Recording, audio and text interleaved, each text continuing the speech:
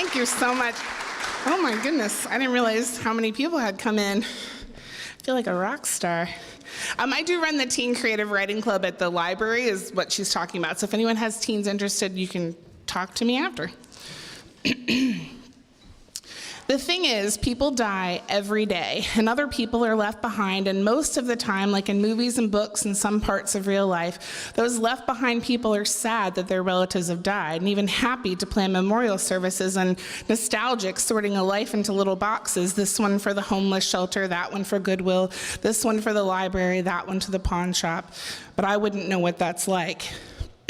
Honestly, there's no point to separate boxes. Even the homeless can't use this crap. The library certainly doesn't want to infect all the other books with silverfish and probably mouse turds. Why didn't somebody think to burn the house down years ago? Under a fallen skyscraper of newspapers, there are bones. They might have been still perfectly arranged under the papers in cat-shaped formation, a macabre shadow of the once lovely creature sprawled in a strip of sunlight for an afternoon nap.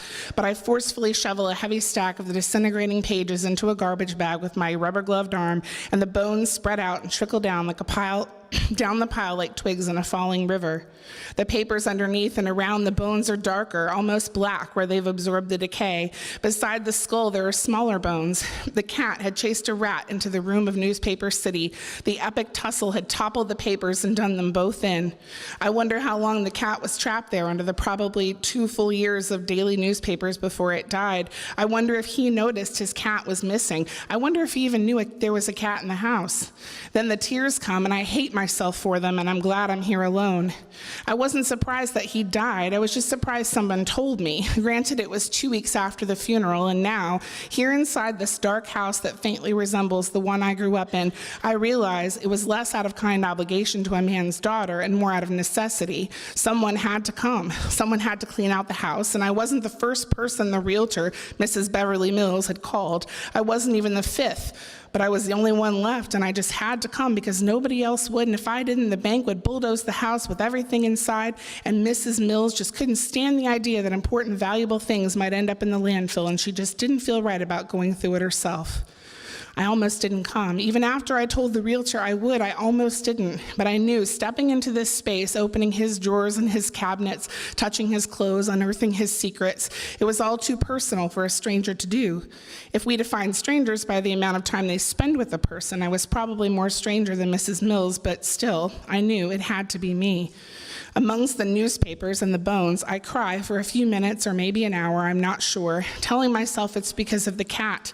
A cat died tragically in a newspaper avalanche and nobody noticed, and it's just so sad. And really, if I think about it, the rat story is even sadder. At least the cat got a last meal. It's for them I cry, and maybe that's true for the first 30 seconds, but then it's not. My tears run out, and I realize I'm sitting on a thin layer of newspapers on the floor, and I don't remember getting down there or pulling off the yellow rubber gloves that now have black ink smudges on the fingertips. And then I notice the walls for the first time. They're a dull orange that I know used to be much brighter because I painted them myself the summer after 8th grade. And I'm shocked, absolutely stunned that I didn't realize Newspaper City was my old room until this moment. I look at a corner and think, that's where my bed used to be, and I wonder if maybe it's still there. And as if I know the answer, I push myself up from the floor and step over the little bones and knock a couple more paper buildings over. Here, where the bed is, there aren't neatly stacked towers of Browning newspapers, but a round heap of the glossy inserts with the ads and the coupons. It's all colors, and then Big Rock Candy Mountain is stuck in my head the rest of the afternoon. The bed is there, though, underneath with a moth-eaten comforter that may previously have been some shade of blue. And then I remember the day I picked it out, that comforter that was actually cream-colored originally with little blue flowers, forget-me-nots, and I have to get out of this room. I step to the hall and look in the den that was his personal closet/hamper. There are separate piles of clothes, so they must be organized in some way that made sense to him, but I'm not going in this room either. I make my way to the kitchen and there's a smell. Well, yes, there are smells of all sorts all throughout the house, but here it's something familiar underneath the stale, moldy air, something from childhood that I can't quite place, but suddenly I remember the taste of my mom's spaghetti sauce. Then I remember that time he came in the back door, bellowing before we even saw him because Mom burnt the fish sticks. She'd burnt them so bad the oven reeked of fish and charcoal for months, and now I can smell that too. And once the floodgates open, I can't stop the memories from pouring through, and I'm confused at first as to where they've been hidden all this time, and haven't I gotten past all this? Why did I ever think I was strong enough to be in this place again?